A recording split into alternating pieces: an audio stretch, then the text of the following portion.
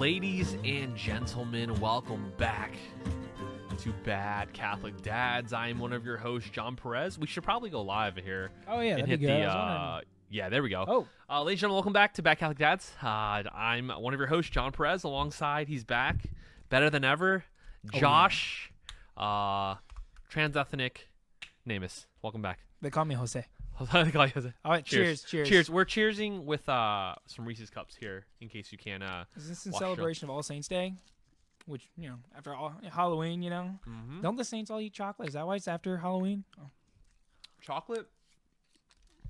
I love chocolate. Are you a big chocolate lover? Oh, man. Dark chocolate especially, but, You like dark chocolate? Oh, yeah. I feel like there are many things that give a foretaste to heaven, right? Like the Eucharist is supposed to be obviously the pinnacle foretaste to heaven. Marriage in the conjugal act of marriage is supposed to be a foretaste of heaven. I can see that. And then Reese's peanut butter cups or chocolate. I'm gonna throw another one out there. Right up there, bro. Right up there. I'm gonna throw another one at you. Red Lobster biscuits. Red Lobster biscuits. That's the other one. But chocolate too. Yes, I'll definitely give chocolate on that list. It's 1,000%. It's a short list. Red Lobster biscuits, conjugal act, and Eucharist. The Eucharist. Oh my gosh. Dude. Oh my goodness. Bad Catholic dad over there. See? Ladies and gentlemen, welcome back to the show. Josh is back after a couple weeks of absence. Yeah, I'm really sad that I missed you guys. Yeah. We definitely missed you for sure. It's been a crazy season. Just trying to get the things prepped for Sunny. My wife is huge. She looks like she's going to pop soon. And so we've just been trying to prep that. And also we've been camping. So it's like a fine mix of like camping and my wife might go into labor. Awesome. I thought that while I have you here, I don't know how long I have you here, but I thought it'd be just awesome to do a little catch up, talk about how your life is going, our lives are going, talk about our faith life at the moment. Oh yeah. But then talk about just whatever. I've been really inspired just by watching and listening to Joe Rogan recently. And while I don't like personally his style of podcast for my own podcast, which is they kind of just talk about whatever. I don't think they have a sort of plan when they go. Do you feel like they have sort of a plan when they go to their podcast? Alex had a plan.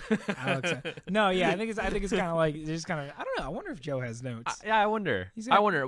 I like the notes and kind of like the train, the roller coaster. But I thought that we could do like a Joe Rogan style podcast here where we just kind of just talk about. I'm gonna take a bite of Reese's. Yeah, there you go. Ladies and gentlemen, while he's taking a bite of Reese's, please go to facebook.com/backoutladads if you're not here already. Hit the like button, share, comment. We are live every week, sometimes when the schedule permits. When the schedule permits. We're also on Spotify and YouTube and what's the other one? Apple Podcasts, Google Podcasts. That's where I listen. All the podcasts. Where? Apple Podcasts? Apple Podcasts. I'm a Spotify person. You're a myself. Spotify man? Yeah. I don't know. They're all kind of like tech sensory, but I don't know. I just like Spotify because I just feel like my music's there. Is your music there? No, I'm too cheap to subscribe to Spotify. So when I do it, it's like all random and stuff like that, and I end up just. Honestly, all I listen to is Johnny Cash. Does Spotify still has a free version, but you get ads, right? You get ads, and then like if you're listening mobily, it like bounces you around, so it's just shuffle play. Like I said, like pretty much all I listen to nowadays is Willie Nelson and Johnny Cash. I've turned into my grandfather. I listen to Willie Nelson, love it, Johnny Cash, love it, and that's pretty much it. That's awesome. And kids songs now. Thanks to Cecilia. So yeah, I know, right? Exactly. There was a meme that I posted the other day. It was like, I'm gonna drop my. This is apple juice, by the way. This is not anything else. It's apple juice. I saw a meme the other day. It was like gamers before marriage, and it was like you had your like gaming setup and controller and like all the stuff. Gamers after marriage and kids, it's like there's like all three screens have like frozen on it. Frozen in that's 3D. Really funny. Yeah. So yeah, go to Spotify, go to YouTube, go to Facebook, all those. Please give us a like, comment, and subscribe, and go ahead and share. And on Apple, especially on Apple Podcasts, if you guys find, and if you're listening on there, if you're feeling inclined to, please leave us a review. The reviews are how we get the podcasts more viewed, I guess, more viewed, more shared. I think that's kind of like Apple's algorithm. The more people share stuff, the more people comment, the more people leave reviews. it really does help out the podcast out. But yeah, let's get with the show. Well, I mean, honestly, like that's all cool, but Yeah. it is 2020, and we're about to hit peak 2020 here on Tuesday. So it's like, will it matter at that Will it point? matter? Yeah, it might I not. think we're calling this show. It's the end of the. It's the end. I think. Yeah, Because it's interesting. It's interesting. it's What the was I end? gonna No. say before? I don't remember. You ever just have that train of thought and you just kind of forget? it's my life. Oh my gosh. That's my life. Oh yeah. Speaking of the end, just for those who are listening, those who are watching, we think that this is probably going to be the last episode of 2020. We had mentioned in the beginning, especially when I talked to you, kind of like timing it with the birth of your son. And he's coming. It's coming. He's coming. That's next week, isn't it? It's, November yeah, 9th. next Monday. November 9th is the due date, right? Right, but Angie doesn't think that she's gonna be able to hold out to them. Which we have so much work to do at work that I'm like, Sonny, you just gonna stay in there until Friday. Angie thinks like she's gonna probably go into labor at Friday afternoon, like after we get all the week done. And I'm Nice. like, I got. Is that the perfect scenario for you? For me, yes. For Angie, she's like, come on, Sonny, come on. I want to take the rest of the week off. Yeah, Like, she probably wants to time it. She's probably thinking like she wants to time it like tonight or tomorrow. It's like, that way let's she gets the just- rest of she's done. me, I'm like, I got so much to But do. you're probably like, just wait till Friday. I'm like, yes, Just come wait on, till Sonny, Friday. just At least hold in buy there. me a couple days with the weekend. I wanna, Sonny, I can't wait to snuggle you. What was Cecilia? Cecilia was a Friday. Cecilia was see, we had an appointment on Monday, and the doctor was like, you're probably going to go into labor today or tomorrow. Angie had some contractions, and I was like, we're going to the hospital. So we actually left Monday and then didn't get home until Thursday. So, Sonny, don't do that to me. I got too much work to do. So, dude, I'm so glad you're back. Dude, so it's am so I. good I to have miss you on the it. show. It's- I know that you've missed the past couple episodes. It just didn't feel the same without you, just having a co-host. But it's so good to have you back though. And what did you think of your first season here at Back Catholic Dads? Oh, it was a blast. I mean, like Are you coming back? Oh yeah, sure. Okay, We'll be back next year for sure. I do need to work on my radio voice. We gotta have you hosting more episodes. Yeah. Yeah. Like I said, I just gotta work on that voice because You have I the go voice. back and listen to. Ladies and gentlemen, welcome to 98.5. I still think I should do the Alex Stern. You just kind of get a little bit of gruff.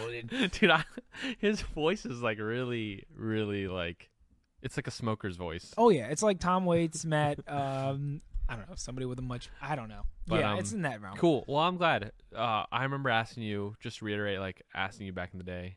I was like, I don't know if you'd be down for it, but here we are, end of season 1. I thought it was a good season. Yeah, I thought it was a good season too. We had. Let's just recap. Who did we have? We had Noelle as our first guest. I think so. Yeah. We had Noelle. We had 2 episodes with us. Mm-hmm. Don't remember what those were about. Me. Definitely you. Oh, yeah, and one then, was about you. Friendship / Friendship. accountability. Dude, how about that Catholic Man Challenge? I mean, basically did it. Yeah, I mean, like we're still kind of doing it. Kinda. We've still been fasting on Wednesdays and Fridays, leading up to the election. Yeah. Still been praying my rosary daily and Yeah. getting my scripture readings in. So that's good. Very Just nice, trying dude. to keep up with the calendar of the church. I you like know? my favorite parts. We really just kind of made a little friend group with that you, was great. Yeah, Andrew, Henry, here and there. and That was kind of cool. That was cool, and we Yeah. like getting to do not just kind of keeping each other accountable and calling each other out, but also just doing like other stuff too, like playing Warzone together and stuff like that. Up until life got really hectic for me, but so then you and Andrew took that mantle. But and Yeah, we gotta get Henry in there. Henry, there were so many times where Henry was like so close to playing with us, and we never pulled the trigger. We'll have to have him. So we had Noelle on the show to talk about California and lockdowns. We had who was after Noelle? Do you remember? Seth, I think. Was it? Seth. Seth. We had Seth to was talk great. about kind of like his life and education and stuff like that.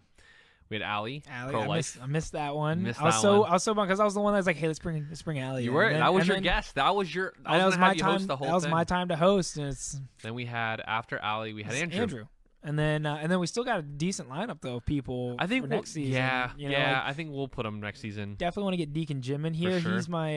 He's my spiritual director. Yeah, buddy. We haven't started yet because we've both been so busy. Yeah. But I reached out to him and I was like, I need a spiritual director, and he's always kind of been. He led me through Exodus 90. Yeah. So he's kind of doing the spiritual director role there. He's great though. Did you do Spiritual 90, Exodus 90 last year? Or Yeah, I did okay, that so last. you're probably skipping this year. Yeah, oh yeah. Henry reached out and he did it with me last year, and Yeah. he texted me and he was like, "Hey, so we doing Exodus 90 again?" I'm Yeah, like, yeah. "Are you crazy?" Like, That's awesome, man. so I'm doing it next year though. I want to do it like every other year. I think. Yeah, we'll probably. I think. Well, how many episodes do we have this year? This is what? What episode is this? 207. This is 207. 107. So we I had believe. 7 episodes. We had 7 episodes. That's pretty good. That's not bad for a that's season. solid. We'll probably have way more next year because We'll be starting a You'll little definitely be better in a better place Yes. after like a couple months. And we'll be starting a little earlier in the year too. We kind of started this a little late. What do you? Oh yeah, okay. Because we started this in April. No, not even April. No. What am I saying? Was it August? I think it was August. Maybe it was an A month. That's why I thought April. Yeah. We started in August. Yeah, we'll probably start. Well, we'll see how you do. And then in the spring, I have a baby coming, so maybe we can figure that out. So we'll see. Oh yeah, and we never announced on the podcast, ladies and gentlemen, we have a baby coming. Me and my wife are pregnant. Woo! Let's go. We're what's today? Well, we're 16 weeks today. Nice. So Dude, I man, think this week's go by so fast. Well, you already have 2, so. did you? My wife posted this. She's like my wife is a little bit of a social media connoisseur. She gets a lot of like engagement, as people say on the internet. She posted something the other day, and of course, like it's awesome. It's cool to see the difference between women and men. Right. Like men are like, and this isn't offense, but women tend to talk more than men. And when it comes to like word count and responses, and so I'm like, women. It's just like paragraphs and paragraphs, and which is good actually for engagement, because guys are like more like no. All I do is share. She posted the other day. She said, "What were people's thoughts on finding out the gender at 20 weeks or whenever you can find out the gender? I think it's around 20 weeks, I believe." We just do a blood test, whatever that is. Whenever that is. Is that what you guys did? That's what we did. We did a blood test.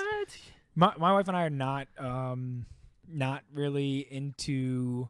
It's really just we're lazy. So it's well, it's not even that. It's like the first time you find out about the gender at the doctor's. Mm-hmm. Did you guys do a blood test? We did a blood test, and they just emailed so different. us. They emailed us the what the gender was for Cecilia, and so like some people do like gender reveals and stuff like that. But Angie and I are just kind of like we like walked in my parents because we work with my parents. So we walked in my parents' office and we were like, oh yeah, it's a girl. And then we like walked out, and then we found out Sonny was a boy, and it's just kind of like, hey guys, it's a boy. Okay. That was a little different though. I think it's I mean, like we're just it's. But I'm wondering if like people like we have a bunch of friends who just don't find out till birthday. Yeah, I'm impressed by those people. Yeah. I don't think I could ever do that. No, I'm like just give it to me. So the funny thing is, like, I've never heard of the blood test thing. It's always been a sonogram, the 20-week sonogram, and they're like, and then they can definitely check. They can check for the parts. Yes. Well, that's a sex assigned at birth. You do have to wait, until they're like 13, and they can do it. Yeah. Oh, sorry. No, that's not. That's so funny. Where were we? Canceled. But yeah, yeah. Do you think you guys would ever do that? Probably not. No, we'll probably just do the blood test. I mean, it's just kind of like, oh, okay, cool. Cool. Fatima really wants to wait and see. I'm impressed by you. I don't know. I'm impressed with people like that. I'm not. It's kind of amazing. It's amazing. It's got to be a surreal moment though, like playing the weight game. Yeah. For 9 months. Not, I think Andrew does that. Is that what they do? I think Andrew did that. Ask him. Yeah. So let's get. I don't know. Well, like this is just kind of a random episode, final episode of the thing. We do have election Tuesday coming. Yeah. So we'll probably talk about that a little bit. But how's your life, man? As we know it. Oh, sorry. How's faith life? Oh, good. I mean, are you guys been still nervous for this baby coming up? Like, how are you guys feeling right now? I mean, I think that God has given me the ability to be, for the most part, pretty relaxed. So I feel like I should probably be more hyped or more. Audio people are killing me right now because I want to put this up. But I feel like I should be more like jumpity or something like that. But I'm just kind of like, I've always kind of been laid back. So I'm like, okay, her water will break. We'll go to the hospital and, the Lord will take care of us and we'll be holding our baby boy. So I'm just excited to see him. Yeah. But I'm not like, I'm not worried or nervous. I know Angie's a little nervous because she's got some stuff we want to do. But I've always kind of been more laid back on that stuff. Yeah. So, which, like I said, isn't always a good thing. Sometimes it drives Angie nuts because I'm like, we'll be fine. Yeah. It works out. I feel like there's got to be someone in that group there. And like when it comes to teams of like, wife and husbands, one of you guys has to be kind of like on the laid back side. It works for us. Yeah. Didn't work for me when I was in like college and doing papers and stuff like that. But it works great for. Yeah. Now you got to have one person that's kind of like the calming, like Yeah. But Angie's pretty laid back too, so we just sound like a bunch of stoners. I mean, we're pretty laid back too. Fatima's definitely more organized than I am, like way more. And I'm kind of the guy who's like, everything will be fine. You Right. know, God will take care of us. Exactly. You gotta have that. You got to. It's really important. So is there anything you wanted to talk about on the show? Well, first off, I want to make sure that everyone out there, you guys have your at least 30 days worth supply of food, ammo, guns. Did you hear about the Walmart thing with guns? They took it out. They took it out and then they put it back. I guess maybe they got a kickback, and so they put it back. But so now's your chance. You go. So I don't think we've ever been like super. We've kind of like left things vague a lot on the podcast. This really isn't a political podcast. Right. It's not meant to be a political podcast. I'm sure we have all types of different people listening to the show. We've never, I think, went one way or another. I mean, obviously we adhere to the church's teachings on all different types of political subjects, but we've never like talked about, I think, really how we feel on an opinion level. Kind of like, how Pope Francis talks for the church, but he also talks about his opinions. Yes, that's something we should probably talk about too. I think we'll talk about that, but I think this show is going to be a little different. I think we will just talk kind of off the cuff, off the roll, have things roll off the tongue more. With maybe we think about it, maybe we just don't. But I don't know. It'd be cool to just like talk, just like we're just chilling, I mean, well. Everyone knows it's kind of a contentious election, and like regardless of like how it goes, people seem to be nervous on both sides. Yeah. Me, I've already voted. I was blessed to be able because Angie early voting because Angie was kind of like, I'm going to go into labor and all. This is Angie's first time voting, so because she was how'd she feel? Did she talk to you about the feelings? Oh yeah, she was thrilled. Was she super like emotional? I still remember. I mean, I remember every voting, like how I feel. It was just something so patriotic about it. I even get like teared up, all like just voting, like she was waiting in line, seeing people vote, just checking the check and. Do you ever like the way out? Do you ever stare at your sticker? Ballot? Oh yeah, that sticker. That's what it's all about, man. That's why people vote. They're like, I want that sticker, Dude, man. Get that sticker. I saw that. Posted on social media. What's his go. name? John Chris, the Christian comedian. He was I love those guys. Fatima loves those guys. He's like him and what's the other guy? Tim Hawkins. Not Tim Hawkins. John Chris and oh my gosh, man. Fatima. If you're listening to the show, please don't kill me. We just watched his video. He's so funny. I don't know. Well, he just said that like that's the adult participation trophy. Is the I voted sticker, and I was like, that's true. That's actually true. It's so true. It is so true. I mean, people get mad, I think, when they don't get that. Like, I voted, but where's my sticker? I would feel a little miffed if I didn't get my I voted sticker. And then the obligatory like post. I never really post like my own stuff on Facebook. It's always just like I said, shares of the Babylon Bee.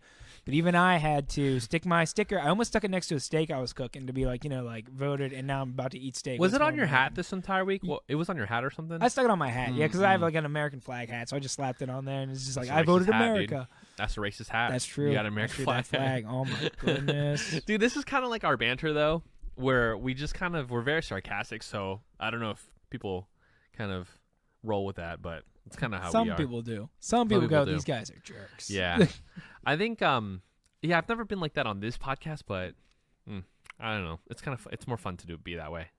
It's kind of laid back. It is the laid back. This is a laid back episode though, and again, the podcast really isn't about informing people. It's really just talking about things we're doing as dads and how we're trying to lead our family to heaven. And we went to a Sacred Heart Parish in Winchester, and when we were looking parishes to go to, context here. My family and I went out on mini vacation this weekend with my dad, who celebrated his 65th birthday. Nice. And so we wanted to just kind of get out of the town, not too far. It's like 2 hours away. And we stayed at a hotel, and we kind of hung out. We went to the Shenandoah National Park. We walked a 1.2 mile hike, which was cool. That was a lot of fun. How did Fatima handle that being? Yeah, she was good. Great. Yeah, it was more about like chasing the kids. That makes sense. Gosh, dude, my kids are so big now. It's kind of insane, dude. Blink. Like I always talked about like this is kind of the thing that I always say that to like parents, and I even said that to my dad like this weekend. I was like, how do you feel? You blinked. Oh yeah. And your son's 30, almost 31. You have 2 grandchildren, and like you blinked. You have Sonny on the way, and Cecilia's almost 2. I blinked. My son, who's my firstborn, is almost 5, and my daughter is 4, almost 4. Crazy, crazy. Anyway, so we went to this parish in Winchester, and let's just say they are a very trad. It's a very trad parish, and we kind of didn't. We knew it was a trad parish because they offered Latin mass at the 12:30 nice. mass. Did you guys get to No, we didn't. We had to kind of like go to an early one because we were trying to leave kind of early. Makes sense. Get to lunch and then leave after. But wasn't expecting anything. You know, Virginia has their own laws when it comes to social distancing and mask and stuff like that. I think Virginia's probably just as liberal as Maryland in a lot of different ways. Maybe a little less. Depends on the part of Virginia. Yeah, I guess it does. But going to Winchester was very like Trump country. Oh yeah. And the way that I explain it, and no offense to I think people who live in cities, and you know, our cities are very beautiful. Other than obviously the policies and the governors that kind of ruin the cities a little bit. And this is just me speaking off the cuff.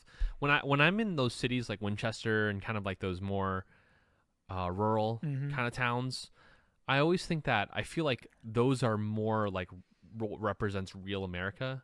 Yeah. Because I think a part of the problem about cities is that there's a lot of transplants in cities, and so you don't really have like a camaraderie in a lot of cities. It's very like, to me, cities are very like competitive within themselves, and so no one sees each other as their neighbor per se. Everyone sees each other as like a competitor, right? I mean, you look at it, just even like walking on the sidewalk, people are always trying to cut you off, or if you're walking too slow, people go around you. Right, Cars are trying to like honking. I feel like this is just my personal kind of experience because I have worked in DC. We've been near DC, where you go to these suburbs really, but rural areas, and you're like, to me, it really reminds me of like, I think this is more a representation of what kind of quote unquote real America is. What's kind of there's a sense of community, right? There's country. A sense of community. There's a sense of belonging. So we went to this parish, man. And obviously, it's a very trad parish. And contrary to popular belief, all trad parishes aren't just elderly 80-year-old women. I feel like a lot of trad parishes are very like young, family oriented. Like there's a bajillion kids there. Yeah. The crazy part is, just blew my mind. Nobody wore masks. Wow. At the church, nobody wore masks. But everyone, there was social distancing. There was every other pew. But dude, this mass was packed, man. Like packed, right? Like there was, every row was filled there, and these aren't just like this isn't just like a St. Joseph parish. This is a huge parish. Okay, yeah. Like probably bigger than Sacred Heart. Okay, a little bit. That's big. The pews are really long. Yeah, they're really long, and like almost every pew was filled, and then there was like a ton of people in the vestibule, a ton of people on the sides, and I was just really surprised with like no one wearing masks. Right. Because I thought I always felt like there was like a mandate from Virginia government or Maryland government. Yeah, you figure Northern would be all over that. Right, right. But like it was kind of refreshing to see in a way. I mean, I'm not let's see. I'm not pro against mask, as some people are. I'm not like anti-mask. I'm not anti-mask. I think masks when used correctly are probably good. Right? Yeah. But it was going to a church. Like some people were wearing masks, obviously, like the elderly, That's great. A lot of elderly people were wearing masks, but for the most part, young families and young people, all young people at the parish, I would say 99% of young people at that parish didn't wear masks. But we had our mask on, and we were just like, all right, yeah. it was kind of cool. I don't know, it was interesting. Yeah, it was super interesting. It's interesting. Well, let's go. Come on, St. Joseph. I was like, we should just text Allie and be like, let's just get rid of this. Should have sent her a picture. Man, she went to a Latin mass today with that. It's funny because Angie and I have been talking about going to Saint. Oh, dang it! Does Sacred Heart have Latin mass? I don't know, but I know that it's in Benedict. I don't remember what the name of it is. St. Francis de Sales. Yep. And Angie and I have been talking about doing like a Latin mass once a month, just to kind of get into that. Jesus is nodding. Yes. Yes, he agrees. He's nodding. It's just because like I was listening to a podcast and he was talking about like Chaldean Catholics, and it was this guy was talking about like kind of like this ancient tradition that they have.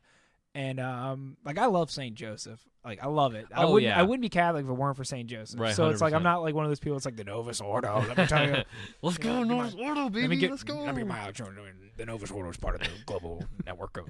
No, but there is something I feel like that I see like the Latin Mass, or I went to an Eastern Catholic church. I think it was, I'm going to say it wrong. I don't know. It was an Eastern church. I went with Henry. I don't know. And it's beautiful, and it's like it has these like ancient is roots. Henry? Yeah, he goes to he doesn't go to a Latin. He goes to Eastern Rite Church. Okay, St. Michael's is really beautiful. Oh, cool. But I was listening to this guy talk about these like Chaldean Catholics and the prayers that they're saying in like Aramaic and all this stuff, and I was like, I feel like I know why people are drawn to the Latin Mass, because I feel like I love my Saint Joseph, but it feels like a more traditional, but there's still a feeling of Protestantism there, which is what I liked when I first started going, because I was a Protestant. And this is your experience. This is my experience. So yeah, being a Protestant. Right. Before. I was a Protestant when I was going to St. Joseph, and the reason I said let's go to St. Joseph was because it felt, I was like, it's tradition. As a Protestant, I was tired of like the mainstream. I wanted something old. Yeah. And it felt old, but it still felt kind of Protestant. But when I listen to other people talk about their Latin Mass or different rites that have more ancient roots, there's something. And I've been to a Latin Mass, and it's beautiful. It is. It's absolutely beautiful. And it does make you feel like you're in this line of like Christianity that reaches back to the apostles. Yep. You know, there's this ancient tradition. It's not this kind of like, you know, like I said, not knocking it, but kind of mainline Protestant. Like, it doesn't feel like that. Right. And so that's why Angie and I have been talking about trying to go to a Latin Mass at least once a month, just to kind of get that like shot in the arm of like this community that stretches back 2,000 years. Yeah. You know, like it's a beautiful thing. Yeah, I think you're definitely onto something. We've always gone to Latin Mass since I think we got married. We went to a church that offered Latin Mass every single night at 7 p.m. And there is like this beautiness that you feel. I feel like with Novus Ordo, and like obviously we're not against Novus Ordo, but there is like when you're in Novus Ordo, you do feel like, or when you celebrate a Novus Ordo Mass, you do feel like it's more with the times. It's more modern. It's more modern. It's more in line with the current church, you know. But when you do celebrate the Latin Mass, you're almost taken back in time. Well, and that's why I think that, like you were saying, that the Latin Mass is filled with young families. Like, because like when we went to the Eastern Rite Church, there was old people there, but there was also a lot of young families, like growing families too. And so you good? Nope. Sorry. Yeah, I'm good. Good. Just making sure. Sometimes like wife will text, be like, fact checking me on the podcast. Allie, Seth knows. Fact check, Latin Mass is the best. But no. Fact check, Latin Mass. But even when I was seeking, like, you know, like when I wasn't Catholic yet, like the fact that the Catholic Church had its roots back then, you know, back then, you know, 2,000 years, it blew my mind. But then it still didn't, you know, it still felt modern with the Novus Ordo. Then once I experienced the other masses, you know, the more ancient ones, I was like, oh my gosh, like this is what I'm seeking. And I feel like there's a lot of people our age who kind of feel a little burnt out from like I hate it when people like rag on like boom, you know, like the boomer, you know, like or contemporary. Okay, boomer. Yeah, okay, boomer. I sound like a millennial. Jeez, but because you are. Oh gosh, you know, I don't identify as a millennial though. Okay. I guess 2020 just identifies. I listen to records. Oh dang it, that's a millennial thing that is too. A very yeah. But I was born in the wrong decade. I know. No. But no, I think there's something where our people our age are kind of seeking something more than just modernity. We want something ancient. We want something, you know. I think one of the things that I liked, all right, I'm gonna tie this to Bad Catholic Dads, right? And so the beautiness of, Fatim's gonna kill me for that word. If that's a word. Beautiness? Probably not. The beauty of the Latin Mass is there is this sense of reverence that you can be as reverent. I mean, obviously you can definitely be reverent in Novus Ordo, but I think there's a different type of reverence when it comes to the Latin Mass, right? Because your sense, I feel like I love Novus Ordo, but I feel like your senses are really capped at a certain level with the Latin Mass, because it's not your first language, because they use a lot of incense, because Love that incense. because there's so much moving around in Latin Mass, because the priest isn't looking at you. There's the sense of the sense of that your all your senses are firing on all the levels, because if your senses aren't firing on levels, you're gonna miss. You're not gonna understand Latin Mass. You're not gonna be reverent enough for the Latin Mass, and you're gonna miss a lot. And I think there's a beautiness to the Latin Mass, because your senses are firing on all levels. It has to be. Oh yeah, and right? like we as humans, we're more than just physical, but we are physical too. So right. like that exactly. What's the people, like I said, I'm a new Catholic, so y'all can be like, he doesn't know the technical term, but that was a heresy. Whereas like like where this senses right. are not, like we shouldn't indulge these senses, when it's like, no, Christ came, he was human, but he was also physical 100%. So he was, he had his senses engaged as well. So right. it's like, we are more than just spirit, we are more than just physical body. Right. So it's great to be engaging all of that, right, especially to something as beautiful. Oh, my phone went off. Yeah, I hear you on that one. And I think the way I want to kind of relate it to Catholic parenthood is because your senses are firing on all cylinders. It rubs off on your kids. Oh yeah. And I think that's the reason why you see a lot of Catholic parents, young families going to TLM. I think it rubs off on the kids, where the kids are very reverent, and nothing wrong with Novus Ordo, but they're like with kids, it really just depends. You obviously want to keep your kids engaged in the Mass. You want to teach them at a very young age. But I think when it comes to like it doesn't even have to be the Latin Mass. It could be just a Mass. But I think if you just took a study, and I'm kind of just firing from the hip here, I bet you if you took a study of kids who went to Latin Mass and their parents who took them to Latin Mass at least more than once, and kids who only go to Novus Ordo, I feel like you would find kids who go to at least one Latin Mass, if not more, are paying attention more than kids who are probably in Novus Ordo. Because when we went to this church today, and this is just like me surveying, obviously there's babies crying, awesome, love it. Yeah. But a lot of the kids who were like probably James and Lucy's age, 4, 5, 6, 7, 8, were very reverent, were very attentive to the priests, to the words, the lectors. It was kind of awesome to see, and it really just made me think of like, okay, my kids are getting to that age where they can't understand language, they can't understand logic, they can't understand when people are talking to them about certain subjects. Their brains are growing. How can I be better to help my children understand not only the gravity of the Mass, but also to be attentive? And I think that's something you're going to find out once your kids get older, is like your kids are going to understand prayer. Right. And they're going to understand how important prayer is. The other day, Fatima, Lucy, when our kids don't take naps, they go to bed early, like earlier than normal, like 7:30, 8 o'clock, rather than like 8:30, 9. And Lucy the other day didn't take a nap, and sorry, Lucy, you didn't take a nap. You gotta go sleep early. You can't fight it. Yeah. So Fatima went to go put her to bed. I was with James. James did take a nap. And so me and James were just like cleaning up at the end of the night, right before we go to bed, and we were at our home chapel.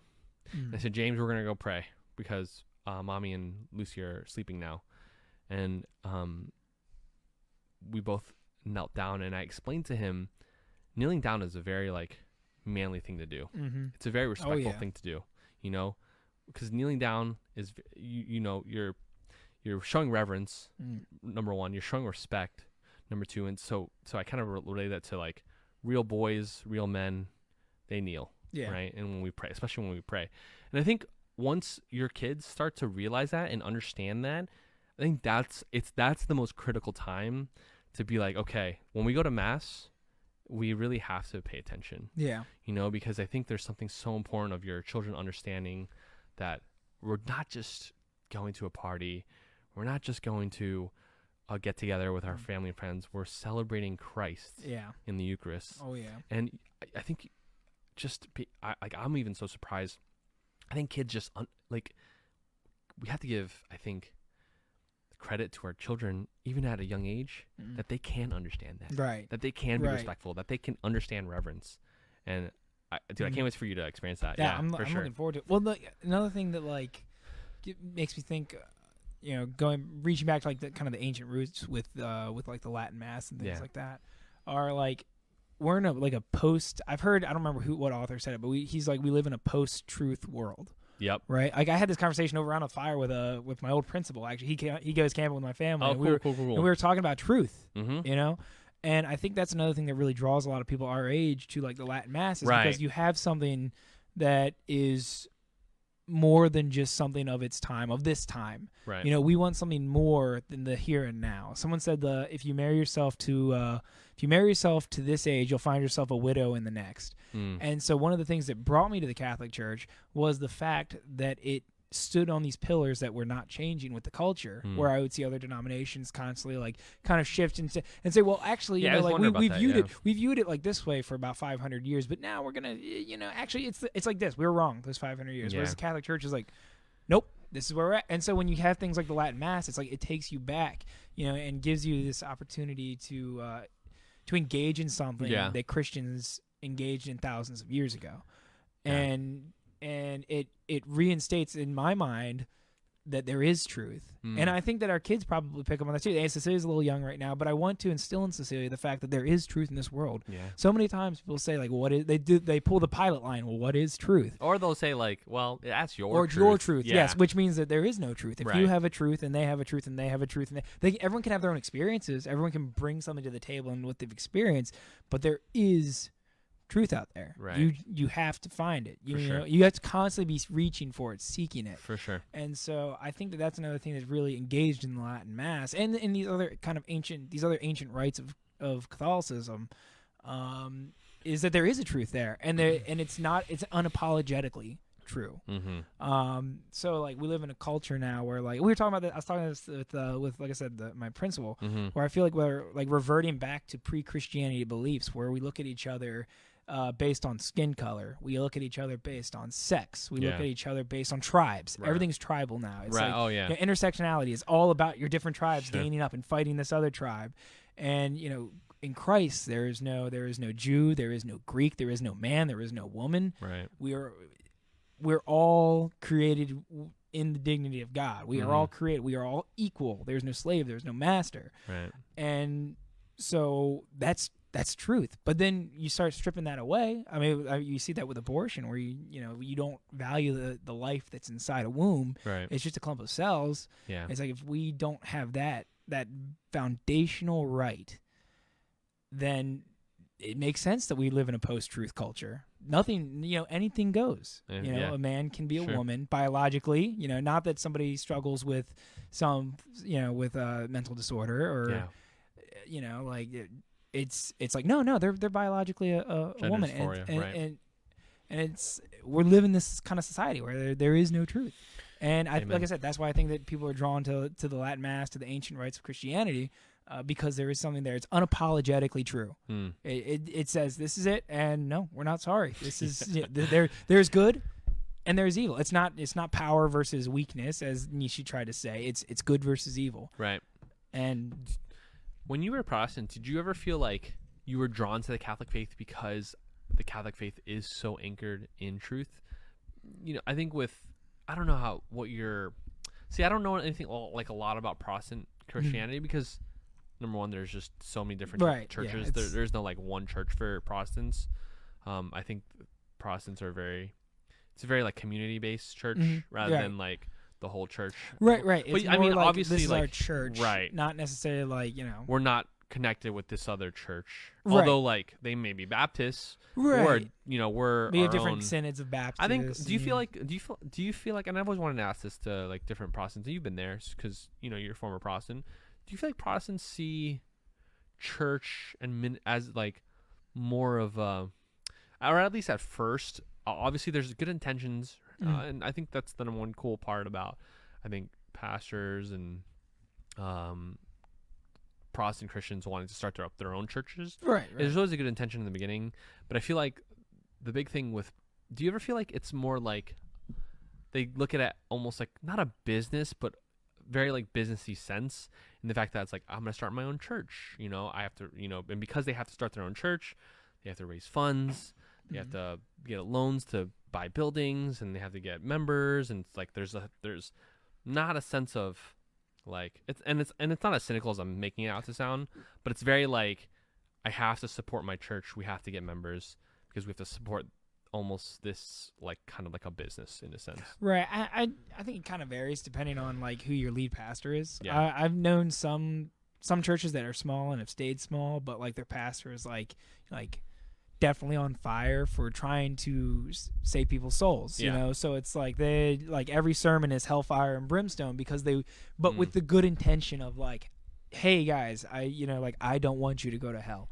Right. So it's like that like first step of like, hell is bad, cool. But they kind of stayed in that place, and those churches tend to stay kind of small. I mean, I'm no expert, I bounced around to different denominations, and I don't know how all of them operate. A couple times I went to like independent churches, which are kind of founded on, like a pastor taking on. They have like a board, but like that board is localized to like that church, and so like the decisions are funneled through that board, but just for that church. They're not necessarily affiliated with other churches around, and they might be in like the Baptist tradition, so they follow Baptist like theology tenets, yeah. but not, they're not necessarily associated with like the Southern Baptist Convention. Do you ever feel like because the Catholic Church is rooted in and anchored in truth, like the absolute truth, like a lot of these Protestant churches, they have a lot of some truths of Christianity, maybe not all of them. Right. But the Catholic Church, by and large, is the Church of Jesus, has the absolute truth. Did you ever feel like that was a big factor of you becoming Catholic? I honestly, like, I was kind of like fighting the whole time of saying that Catholics have the truth. Yeah. And so like it wasn't until I really started looking into it and then looking into like the history of things and whatnot, and then like it was like kind of a slow snowball into the church. So crazy, man. Like I can't even imagine what that's like for you to just not want, maybe not want to believe it, but just like fight against it. Yeah, I really. And then eventually you're just like, whoa.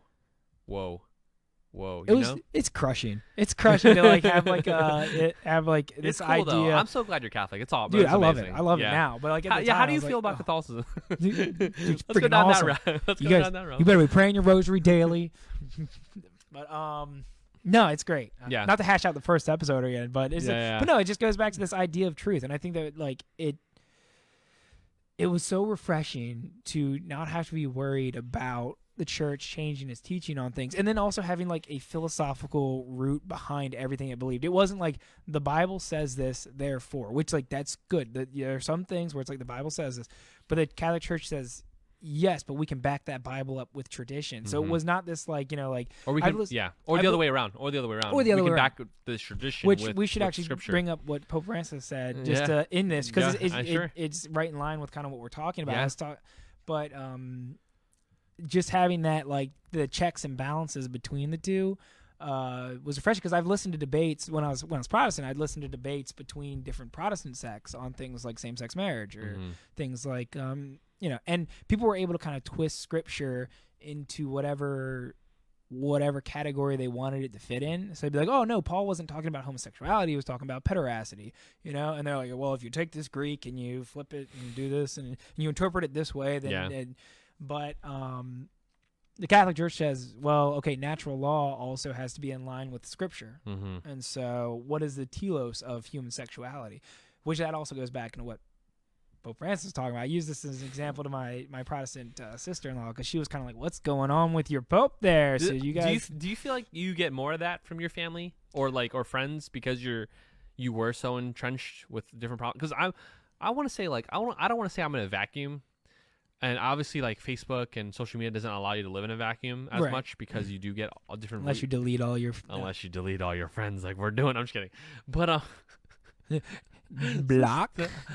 Deleted. I delete people on their birthdays. Isn't that crazy? That's Isn't that great. sad? So, you know what? I do not feel like writing on your wall. Well, it's not even that. It's just like, oh, I forgot you're my friend. Like... Happy birthday in my head. Here's an unfriend, because I'm not going to talk to you. Whatever. You're anyway. The weakest link. Goodbye. But... yeah, do you ever feel like, or do you ever see in your own experience that people are like, well, what's going on with your church? Like, you have the sex abuse scandal, You have Pope Francis saying things out of context. You have different priests Right. who talk about things they shouldn't be talking about, or and you have so many different things. And the devil, out of all the churches, hates the Catholic Church. Oh yeah. You know, And actually, I like it when someone's like willing to have that conversation with me. I actually like it because I know exactly where they're coming from. Like I'm like, I've been there. So like a friend of mine, when I became Catholic, I didn't just go out and be like, hey everybody in the world, I'm Catholic now. I just kind of like, like if somebody asked, I wasn't gonna lie, but I wasn't gonna be like, hey, did you know I'm Catholic? Hey, did you know I'm Catholic? So like a year after, I guess like maybe 6 months after being Catholic, it came up. I think we were talking about sexuality, and I was talking about my stance on contraception, which obviously has changed from being Protestant to being a Catholic and looking into like all the arguments for it. And he was like, so now that you've kind of mentioned the fact that you're Catholic, why? He's like, is this real? Like, do you believe this? Which is actually the exact same question that I asked Henry when Henry became Catholic. I was like, do you really believe that Christ is in the Eucharist? Like, that's insane. Like, what would make you just be like, nope, to all of a sudden be like, hey, I'm. Did Henry become Catholic before you? Yeah, he became Catholic before me, and it kind of like he was kind of big in my conversion because I could have those conversations with him where I'm like, why do you? And so like, what did he say?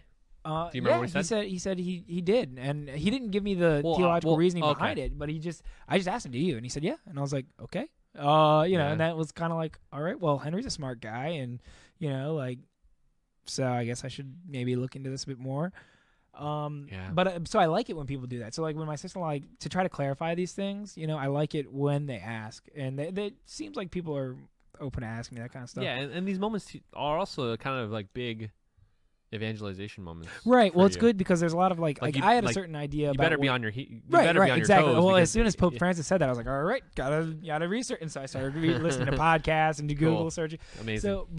So yeah, and all of our listeners here, like I know like some people saw Pope Francis's civil union comment in the most charitable light. And then some people saw it in the least charitable light. Yeah. But just know, like, I'm sure you all know this. I'm a new Catholic, so I'm sure this is, But he wasn't speaking from the chair of Peter. It was kind of an off-the-cuff interview. It's not binding on Catholics. And also to say, for the church to suddenly start supporting civil unions or so-called same-sex marriage, then the church would have to then reverse its teaching on contraception and a bunch of other stuff, and it's like you're just unwinding something. So no, the church is not teaching that, like civil. Yeah. And that's kind of the conversation I got to have with my sister-in-law, and she like walked away going, okay, she understands now that it's not that the Pope, like he's the Holy Father. We need to have respect for him. We need to be praying for him. 100%. But just because he says something doesn't mean that it's binding on all Catholics unless he's speaking from the chair of Peter. Right. And it's not like that interview is him speaking from the chair of Peter. Right. So. Right. Exactly. And if, I think it is amazing that, that he can have his own opinion. Mm-hmm. Obviously, he is the Holy See. He is gonna be with church teaching. There's going to be moments where things are taken out of context. There's going to be mistranslations. There's going to be, and even if he does say that, it's not from the chair of Peter. Right. So even in the least charitable viewing, then so you have to remember that there have been bad popes. Like I used to try to use bad popes as a way to argue against the papacy. Right. And I had actually people say like Satan was in the garden before the fall. Mm-hmm. Jesus had Judas. He was like, it's gonna happen. The devil was in Gethsemane. Yeah, in the garden. And in that garden, devil was in a lot of places. Right, and where the church is constantly being attacked. Right. And I think there's an importance on spiritual warfare and just being prepared. For that. And I think that's why we also need to spirit up and really be on our game for our families, because like when this kind of stuff happens, it's like, okay, but are we ourselves rooted in truth? Right. Are we praying? Are we reading our Bible? Are we reading the Catechism? And are we making sure that we instill truth in our family to where when something like this does come up, it doesn't smack them because all their faith isn't in comments that the Pope says on Twitter. Yeah, exactly. The person. It's our faith is Christ. Our faith is first and foremost in the church that Christ established, the church that Christ said the gates of hell will not prevail against. Right. And so that's why we need to make sure that we're doing our due diligence to be leading our wives, to be leading our kids, to really be ensconced in this and learning constantly so that we can give this faith that we've had now, like I say we now because I've been a Catholic for we've had for 2,000 years, and pass it on to the next generation. Right. To our kids. We need to be spiritually constantly fighting this battle as men and as leaders. And if anything, even if you have the least charitable view of all of that, and you're cynical, and if anything else, we can pray.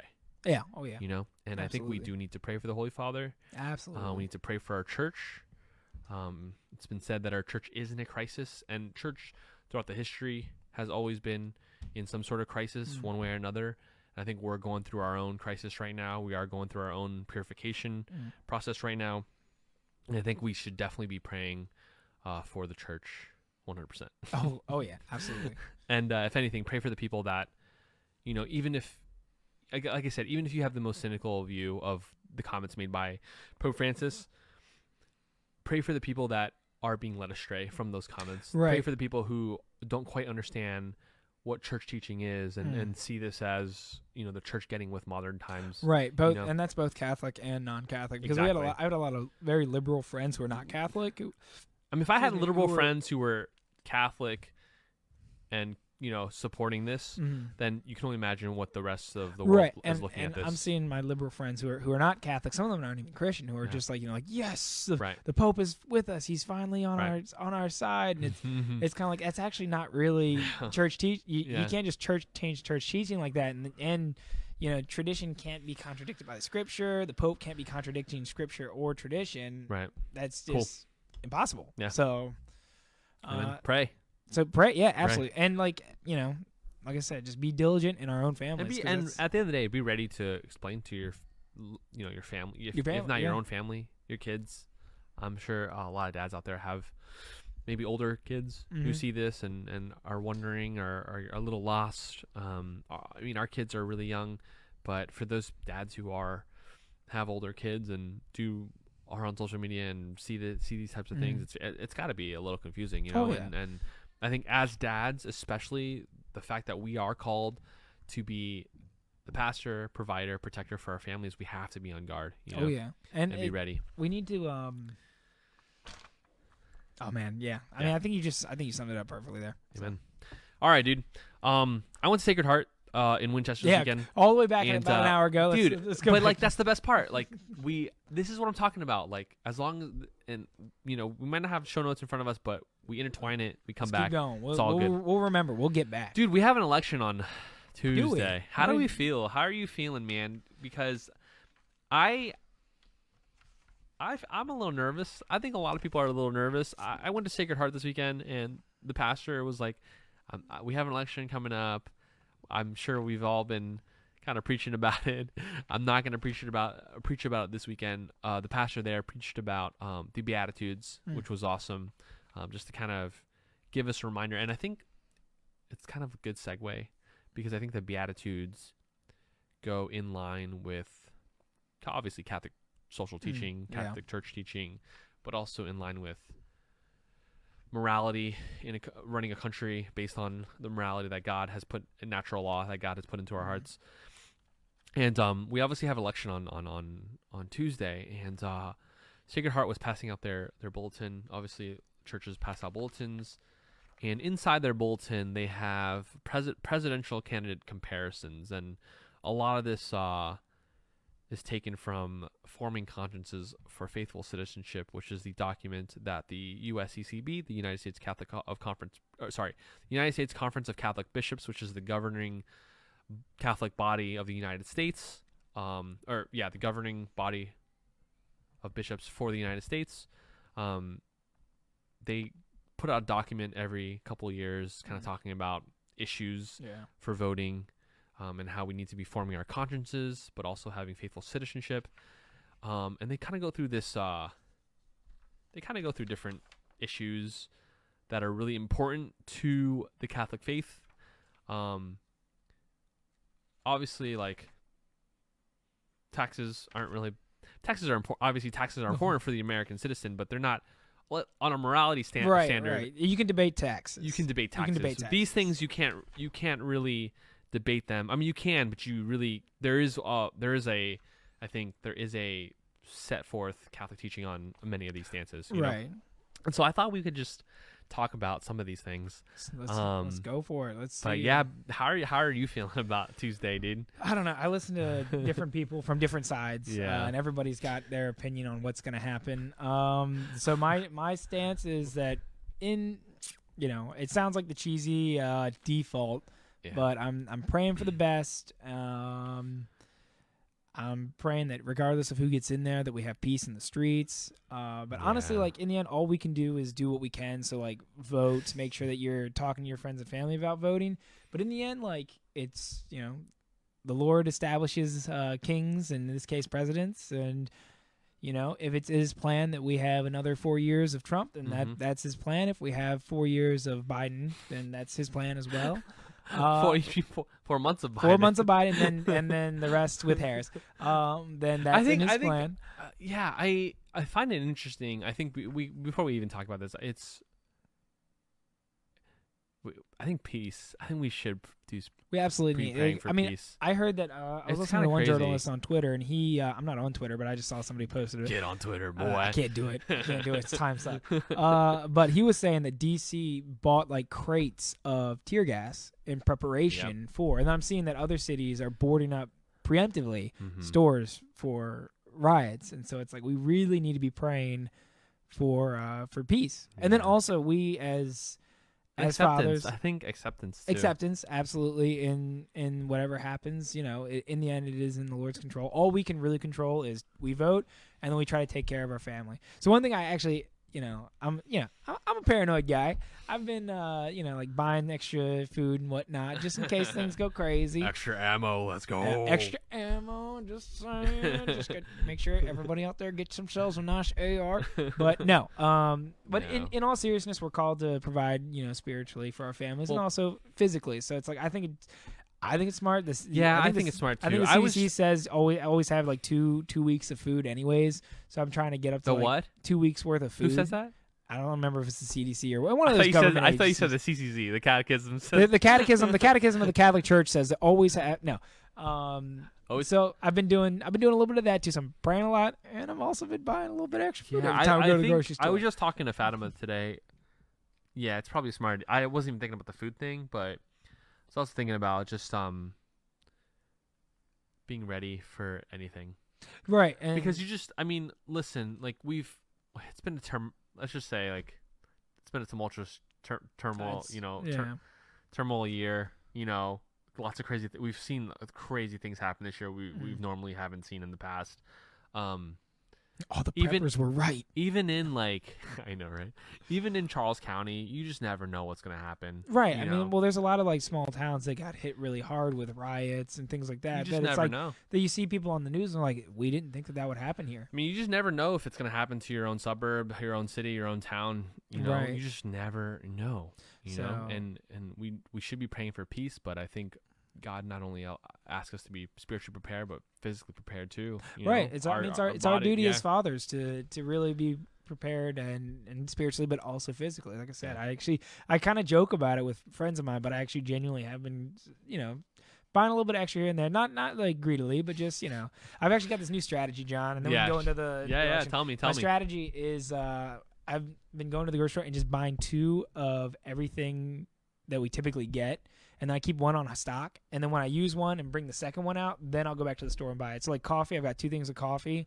When I'm done with that can, I'll bring out the extra one, and then I'll go to the grocery store as if I don't have any coffee and buy it. And I've just doubled up. That's cool on everything. And that's not just the election. That's not he's prepared. No, but I think that's we see what happens with the pandemic. We see you don't want to be unprepared. Let's just say you'd rather be overprepared than underprepared. Right, and I think the pandemic has taught us that. Right, and then I think it's good too because then we're able to be oh my god. But we're able also to be generous with that kind of stuff. When you're prepared, you're able to better help other people who might I know I borrowed a couple rolls of toilet paper from people I didn't give it back, but I took a couple extra rolls of toilet paper from people. I think again, just being prepared in that way and physically being prepared, whichever. I mean, you got to protect your family first and foremost, and I mean, if rioters are coming to your suburbs and causing riots and breaking into people's house, I mean, we can't just let them in. Obviously, exactly. Um, Actually, I we looked want to up. protect our families. I looked up at into the Catholic teaching on self-defense. I was making sure. I was like, all right, am I in line with church teaching you are here? Good, dude. I highly recommend everyone give that a read. Yes, amen. And obviously, we're not the aggressors. We're the defenders. Right. It's you never want to be the aggressor. Right. And if you, I mean, with Maryland, actually, Maryland's laws are if you have the opportunity to escape, like, so we have castle doctrine. So like, if somebody's breaking into our house, but if they're like running, or like, like if you're out and about and you have the opportunity to escape, that's what you do first and foremost. So it's like, it's all in the defense of your family, really. Like if I can't get Angie or Cecilia or Sonny out, that's when it's like time to step in and kind of defend yourself. Yeah. But yeah, so be prepared. Be prepared for anything. Exactly. If you're going to the polls, I'm going to the polls. My mom was being weird. She's like, I can't believe you didn't early vote. It's going to be crazy on Tuesday. You think it will be? I don't know. But you never know. I don't know. And now she got me thinking, like, should I have early voted? But there is something exciting about going on November 3rd, I think. Yeah, I mean, if so we would have gone November 3rd if Sonny wasn't, coming any second now. Yeah, we'll see. But We'll see. so first and foremost, All looks right. like what they got. So is, at the bullet in Sacred Heart, this parish that we went to in Winchester. Shout out to Allie and the wife being on the podcast in the comments. What's up? Yeah, they posted kind of like presidential candidate comparison, and I thought we could just kind of read a little bit of it. I read a little bit of it, and it just seems like there is a little bit of, just kind of like non-bias, which is kind of good. That's in good. a way. Yeah. But yeah, I don't know if you want to like kind of look through it with me. Yeah. Well, let's go. Well, we've already talked about pro-life issues, so we don't have to spend a lot. I think the most important thing is that abortion and the right to life is the most and the preeminent issue on the ballot. Right. For Well, Catholics, first for off, Catholics, if right. you're a Catholic, you cannot vote for a pro-choice person because they are pro-choice. So we get that out there. Right. Not that I think that we have a lot of listeners who are like, "Oh boy, I want to have more abortions." I hope not. If so, you need to go to confession and really seek your soul, search your soul. But it is the most important because that's like where the right to life is the underlying issue. With that, all other rights flow, and so exactly. If we're not doing our due diligence on that right, then we really, that's the one we got to fight for first. Not to say the others aren't important, but we're going to get to those. Yeah, for sure. All right, what do you think? What do you think? I don't know. Just go through them. All right, well, let's see here. So we also got the death penalty. Well, what do they say about abortion? What do they say on abortion? What do they say about abortion? Yeah. Said, I just kind of want to see what they said. All right. You can read it. You can, by the way, read it. Yeah, so for the side on Trump, it says in 2016, Trump said that the overturning of Roe versus Wade will happen automatically because I'm putting pro-life justices on the Supreme Court. Looking at you, Barrett. Let's go, dude. In 2017, Trump signed into law a resolution to allow states to restrict Title X funding for Planned Parenthood and other abortion providers. Right. On the other side, with Biden, it says, according to his website, as president, Biden will work to codify Roe versus Wade, and his Justice Department will do everything in its power to stop the rash of state laws that so blatantly violate the constitutional right to an abortion.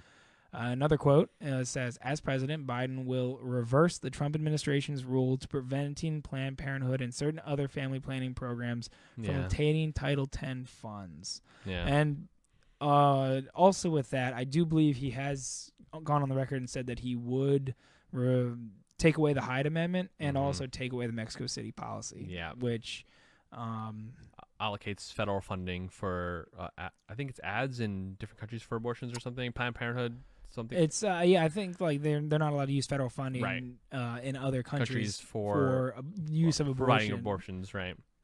Cool. So on the pro-life, it seems it's very clear. Trump is very definitely clear. the most pro-life. I mean, like I personally, from what I've seen, he's been the most pro-life president, certainly in my lifetime. Right. And I agree. I mean, I agree. At the end of the day, like being pro-life is. I think there's a lot of people who would muddy the waters and say, blah blah blah blah blah blah blah for this, blah blah blah for that. But I think at the end of the day, it's. Do you believe that the right to life starts at natural conception? Right. Do you believe that or you do not? Do you believe a human is in the womb or do not. You And know, it's very black. It has to be very black and white. And I think that Allie did a great job. Right. Shout out Allie. Shout out to Allie. First did a great guest job on the podcast of going through that. So if you have any other questions about that, go to that definitely episode. go to that episode. Awesome. And then also if you still have more questions about that, then shoot out in their comments and we'll talk to you, or we'll have Allie talk to you. Yeah, there you go. She knows her stuff. Cool. She's Death slick. penalty. Death penalty. Death All right. penalty. Donald Trump. Let's see here. It says in 2020, the Trump administration presided over 5 executions, 3 in July and 2 in August. The first to be carried out by the federal government in 17 years. 2 additional executions are scheduled in September of 2020. All right. Cool. Should I go to Biden? Yeah, I think you should go to Biden because I do. This is church teaching is obviously against the death penalty, right? Church teaching is definitely against just the loss of life. Church teaching is from natural death from conception to natural death, right? And so we can obviously talk about the death penalty, and the way we feel about it. Mm-hmm. But I think, and I think this is the one I was like, oh, okay, this is really interesting to see what the Democrats and their case for. I think leftists tend to lean towards being against the death penalty. Yeah. I think mostly, and I think it's mostly because of financial reasons. But I think when the way we set up, and I think the way we were setting up this argument for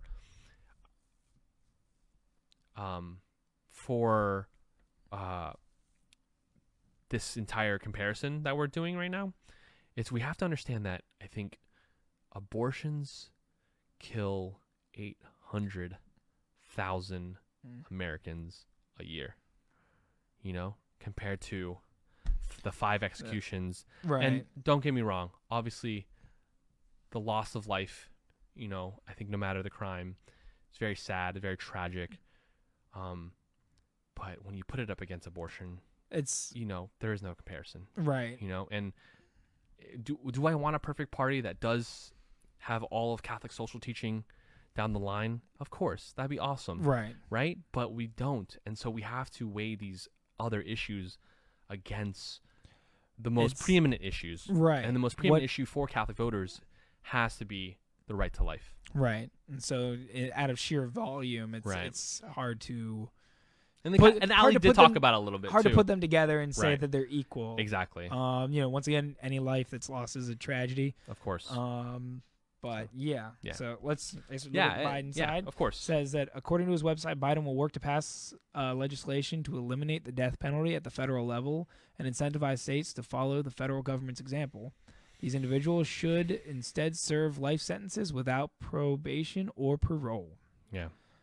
So in a perfect world, I think, first of all, it's really expensive to put people to death. Right. It's like I don't think that we should be spending that much on just people who are going to, there are cases for the death penalty, obviously. I think that, hold on, sorry.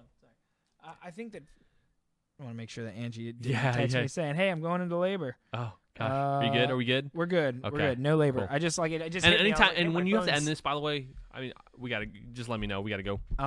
So I believe Pope Francis's comments were that there was a because the Catholic Church has not always been necessarily opposed to the death penalty. Right. And I think the argument is that we now have a place where we can send people for heinous crimes and keep them alive versus they'd be more dangerous in the past and not be able to house these people. They might escape or they might create. Right. So I think that was what the argument was. I'm not as well versed on that one. Yeah, and I think that's something.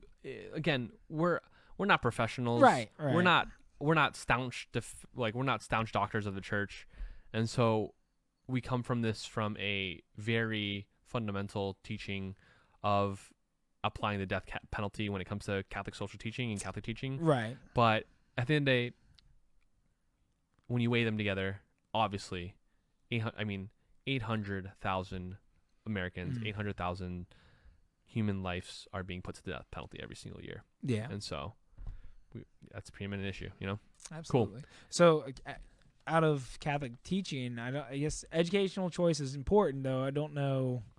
I guess you could get into like Catholic schools and things like that. But do you want to go over that one? Well, yeah, we could. I think the gist of it is that Trump is very pro school choice. He does want to allocate federal funding for private schools. Ooh, that'd be nice. Which is good. And it has to be it. People will argue like separation of church and state, and the fact of the matter is that if we want to have education, and this is just coming from, I was an educator in the Catholic school sector.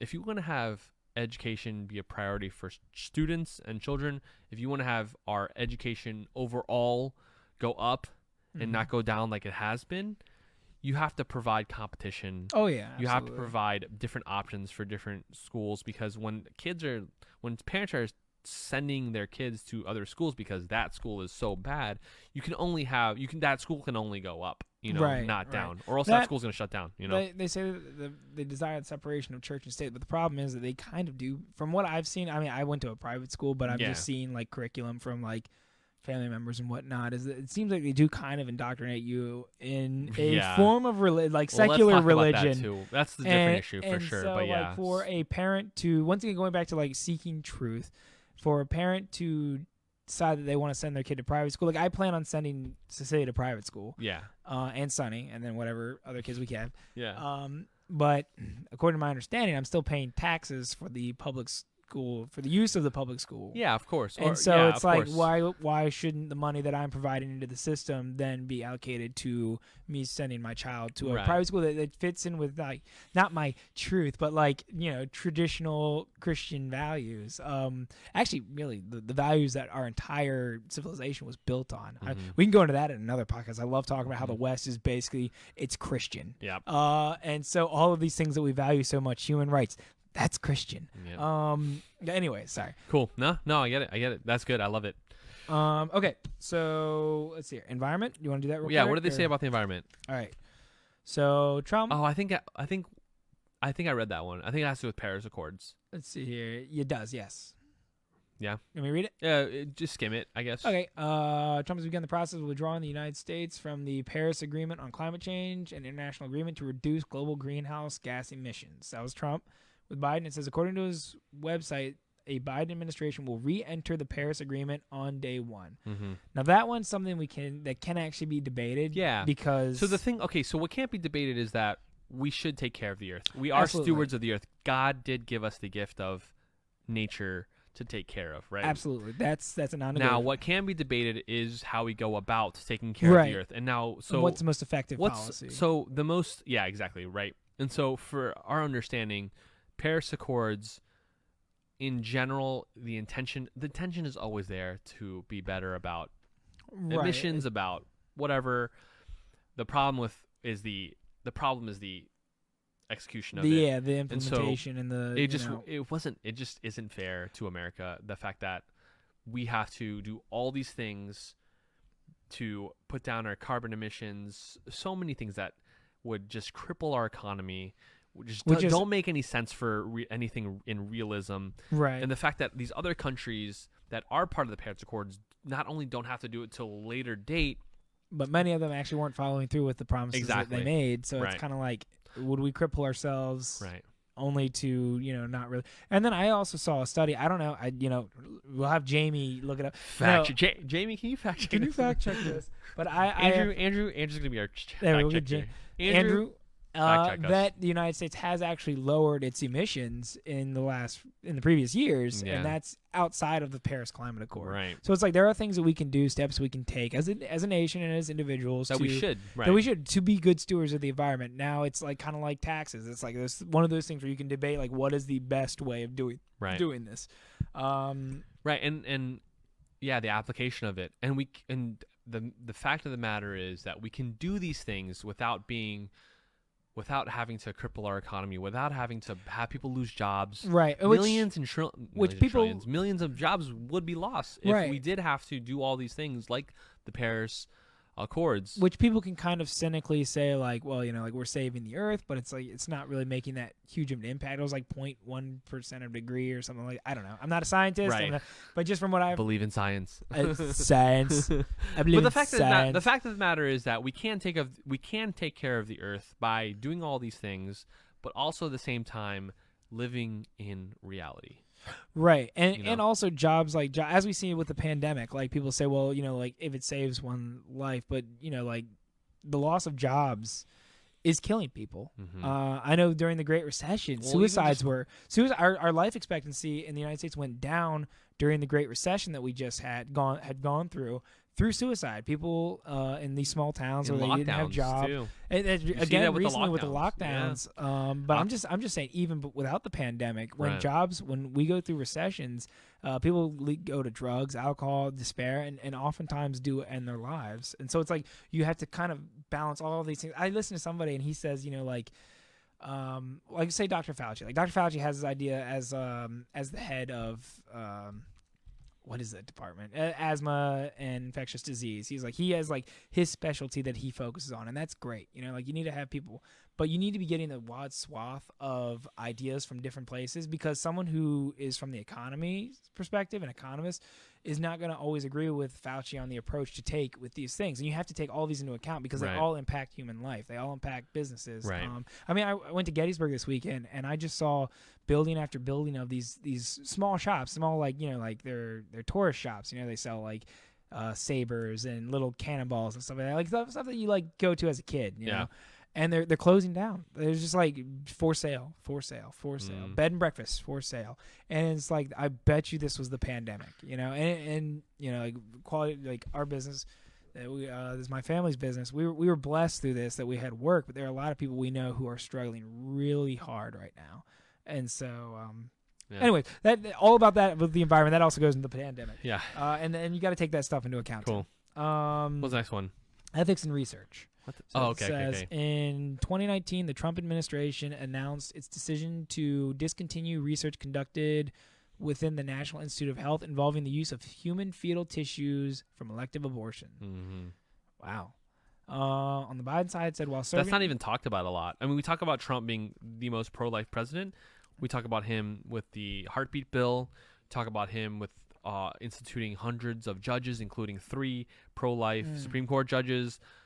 We talk about him wanting to overturn Roe v. Wade, attending the pro-life march. But that one right there, that's huge too. That's huge too. We don't even talk about that. That is showing respect for human life even after it's been lost, which is another thing that the Catholic Church teaches.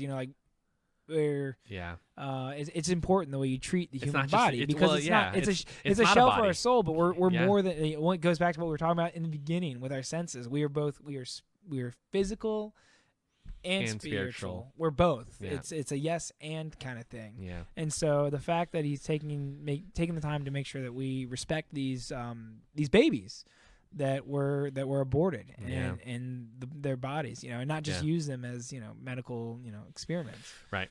Cool. On the Biden side, it says, let's see here, while serving U.S. Senate in 2007. Biden voted in favor of Stem Cell Research Enhancement Act of 2007, which provides for human embryonic stem cell research. In 1998, Biden voted against the Human Cloning Prohibition Act. Oh, that's interesting. Yeah, we don't want to be cloning ourselves. Once again, that kind of takes away from the power of God. All right. Yeah. What's the next one? Next one, we gotta go through these quickly because I got to get Boogie in here. All right, soon. let's go. All right, next one is gender issues. Oh, of course. That's an important one. Yeah. All right. In 2019, the White House confirmed Trump's opposition to the Equality Act, which would add the new term sexual orientation and gender identity to the definition of sex in federal civil rights laws. It would exempt itself from the Religious Freedom Restoration Act of 1993. The Trump administration absolutely opposes discrimination of any kind and supports the equal treatment of all. However, this bill is currently this bill in its current form is filled with poison pills that threaten to undermine parental and conscious rights. Yeah. That's a big one. Yeah. What's on the Biden side? According to his website, Biden believes the Equality Act is the best vehicle for ensuring equal rights under the law for LGBTQ plus Americans and will guarantee that LGBTQ plus individuals are protected under existing civil rights laws. Biden lists enacting the Equality Act as a top legislative priority. Yeah, that's one that I think that was just announced over the weekend. Right. That they wanted to really institute on day one. Yeah. Yeah, I mean, the church teaches that obviously every human is made in the image and likeness of God, therefore has inherent dignity. And obviously we don't want to be discriminate to anyone for just being obviously whatever. But the fact of the matter is that the Catholic Church does have and does have a, what do they call it? A no-not rule, or what is it called? There's like 3 or 4 different must-haves. What, I don't remember what they call it. Allie's going to Texas. What is it called? It's like, well, yeah. Anyway, one of them obviously the right to life, but the sanctity of marriage, Right, and between a husband and a wife, and and obviously that goes against all those things. So right. That really does kind of undercut that, and it starts infringing a little bit on religious freedom. So we all saw the fight with what's his name? I don't remember his name, but the baker in Colorado, and his ability to run his business. Under that Equality Act, I don't think that would happen. Oh no, he would be definitely would have lost that case, and it was a long fought case. Yeah. Okay, healthcare. Obviously, healthcare is really important. The way that I see it, the Trump administration wants to end the Affordable Care Act. At the same time, wants to end it and replace it with a better healthcare plan that isn't expensive, that can be affordable for all, and at the same time protecting those with pre-existing conditions. At the end of the day, Joe Biden and the Democrats would expand the Affordable Care Act and continue the Affordable Care Act. Right. So, I mean, that can be debated. That one's kind of debatable. I know that we haven't had a huge. We're not necessarily in love with the Affordable Care Act. Yeah. My family isn't, but that one, there's a little bit more debate. It's not necessarily as much of a moral issue as much it is how much money do you want to keep. Yeah. Cool. Immigration and refugees. Trump wants obviously to fund a wall, and he also wants to basically reform immigration in the United States, starting with the DACA program, which you can kind of do your own research there. Biden would want to have, I think, also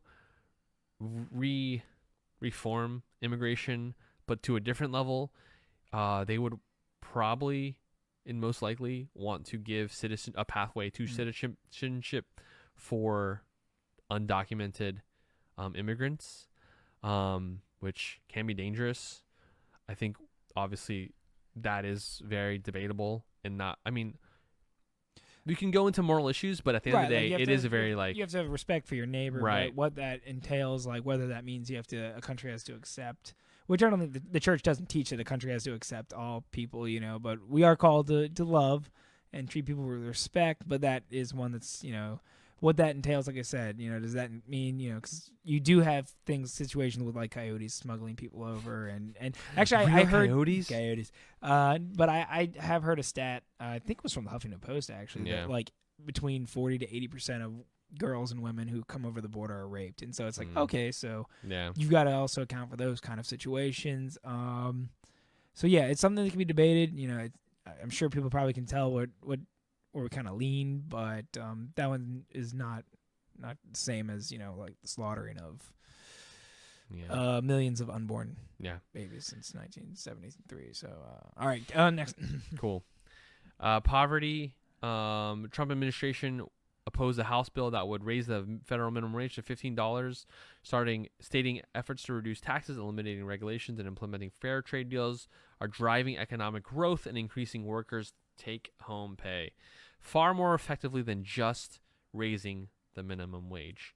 He also states that the minimum wage should be or can be raised, but should be a state-level thing. Biden firmly believes that all Americans are owed a raise, and it's well past time we increase the federal minimum wage to $15 across the country. This increase would include workers who aren't currently earning the minimum wage, like farm workers who grow our food and domestic workers who care for our aging and sick and for those with disabilities. Now, obviously, that's not really a moral issue other than the fact that every human deserves to have a roof over their heads, stating with kind of like, obviously, with, Once again, that's kind of can be debated on the best method for that because right. Because to do certain, we obviously certain, believe in the to have human dignity right. respected, but that being said, said, certain policies, like coming from the small business perspective, like certain policies can really, we're seeing a lot of small businesses get put under now because of the pandemic. Certain policies would definitely have a major impact on either completely laying off people or significantly cutting back hours for that'd be rough. But that's something that can be debated. So like you might be on one side say no, I think this policy would be better. I know where I stand on it. Once again, coming from a small business world. I mean, the fact that the cool part is like all states are different, right? And I do like the Trump's plan does lend itself to federalism. It seems better than Biden's plan in that it does leave it up to states. And I think that's kind of something that's important. The most sense. I think the most sensible I'm showing my hand here. I mean, everyone probably already knows. But I think that federalism is important because I think states know their populace much better than the federal government does. And I think anytime the federal government gets to just grab your hands on something, it usually messes it up. Sorry. That's okay. Racial equality, obviously a hot issue in 2020. Trump has announced 4 steps to address racial inequality and police reform. Number one, aggressively pursuing economic development in minority communities. We've seen that with the Platinum Plan, with $500 million going back into black communities. We got Ice Cube on that one. I'm really excited. And Lil Wayne. And Lil Wayne. But $500 million being allocated to black communities and opportunity zones and black-owned small businesses, with also funding going to the next 10 years for historically black colleges and university. Huge. I mean, that's just... I can't say how amazing. I mean, not only blacks, but Latinos as well. I think that's just such an amazing thing, regardless of where you even stand on the political spectrum. Number 2, confronting healthcare disparities, including addressing chronic conditions. I think you think that's talking about pre-existing conditions, and investing in minority-serving medical institutions. Number 3, an executive order that will encourage police departments nationwide to meet the most current professional standards for use of force, including tactics for de-escalation. And number 4, renewing a call on Congress to enact school choice. Racial equality on Biden's side is in 2020, an op-ed.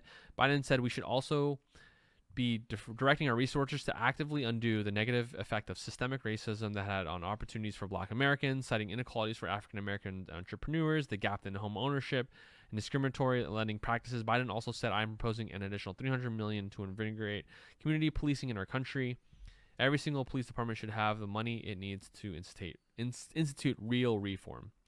And so you can kind of go, obviously that's another one, very heated. I don't know. I don't know where, obviously like you have different, I think that Trump has in my opinion, Trump I think has a more set plan for racial equality or racial equity really in the country. Mm-hmm. I think then obviously the left does. I think it's very like set in stone what the left wants to do.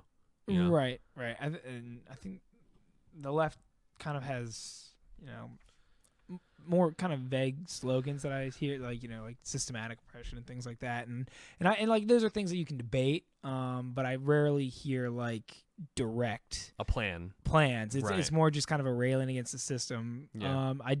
I do know that the economy before the pandemic, the economy was booming and black unemployment was at an all-time low. Hispanic unemployment was at an all-time low. I mean, I know that the small business that we work for had our best year last year, and actually, so everyone makes fun of the concept of rising tide lifts all ships, but there is truth to that. I mean, at least we've seen it in our lives.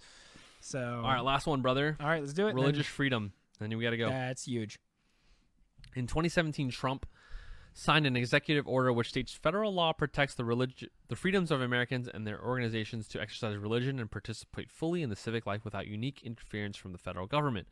The executive branch will honor and enforce these protections. In response to the July 2020 Supreme Court ruling preserving the religious liberty of the Little Sisters of the Poor, the White House statement said, as the Supreme Court has previously stated, protecting the ability of people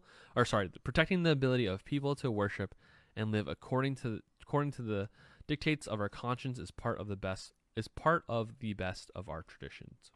Religious, I mean, this country was founded on religious freedom. Oh yeah. And I mean, obviously, I mean, I don't even think we have to read the Biden part. They want federal government to impose, if not regulate. I mean, we're seeing it in lockdowns with churches. Obviously, the Obama administration sued the Little Sisters of the Poor, which I think Biden said he was going to revisit that case when elected. And obviously, they have the LGBTQ agenda. I mean, you just look at the case with the baker in Colorado as a precursor to what the left can do and wants to do. Right, and just imagine kind of that on like a much larger scale with the full force of the federal government. And then of course, speaking of Little Sisters of the Poor, I mean, allocating federal funds for women's rights, and that includes your taxes, that includes my taxes, that includes federal government, states, not only just allocating that money, but pushing that money even more than it could ever be. Right. So, I mean, yeah, I think we, I mean, as Catholics, I think obviously we need to vote with our consciences, but we need to vote with formed consciences more than we need to vote with our consciences. And you know, like I've seen people have memes, you know, and they're fun. Memes at Donald Trump. I've seen people who have memes at Joe Biden, and I think sometimes people vote in memes. Because like I said, it's all fun. But it's good to look at both of these candidates and kind of try to strip the meme off, even strip the person out. Joe's got his gaffes, Donald's got his tweets. Strip the personality out and really look at the substance of what each administration is kind of pushing and pursuing. Yeah. And that's really thank you. That was really good. I think someone put it beautifully is like, all right, you take the person away, what are you left with? You're left with policy.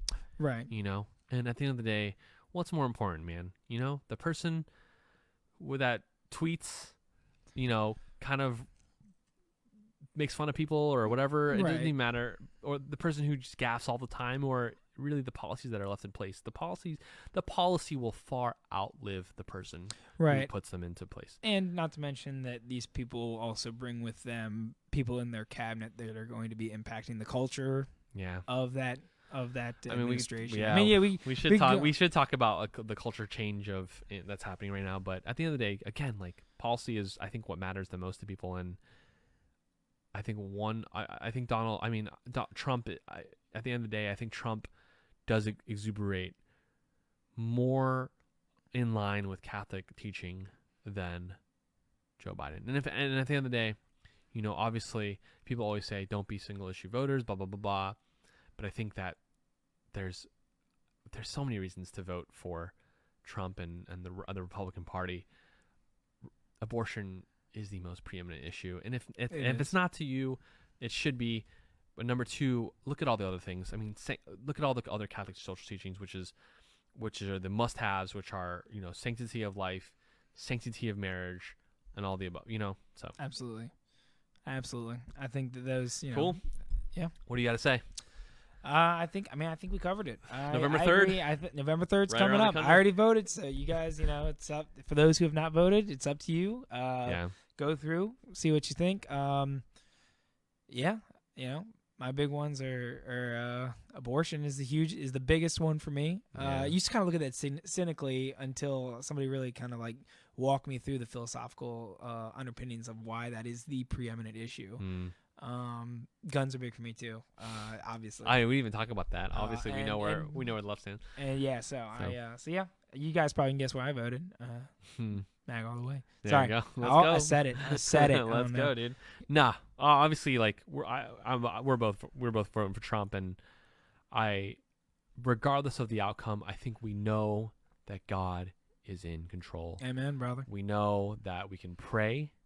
We can pray for the nation, and most importantly, we might not be in charge of the country, but we are in charge as dads. We are in charge of our families. Amen. And so that's it. You yeah, know, like that's it. If If anything no matter else, what happens no matter on anything November else. 3rd, just lead your family, love each other, love your neighbor, love God, love your heart, soul, mind, and strength, and just keep getting into that word, keep throwing them beads up, and just keep trying to be the best bad Catholic dad you can be. Amen, dude. Season 1 over. Looking forward to season 2. We'll be back. We'll be back in spring 2021, if there is a spring 2021. Let's see. Dun, dun, dun. Ladies and gentlemen, please go to Spotify, YouTube, all those pages. Please like us, subscribe, all that stuff. Share our pages. Yeah. Until spring. It's the end of the world as we know it. But I got Jesus.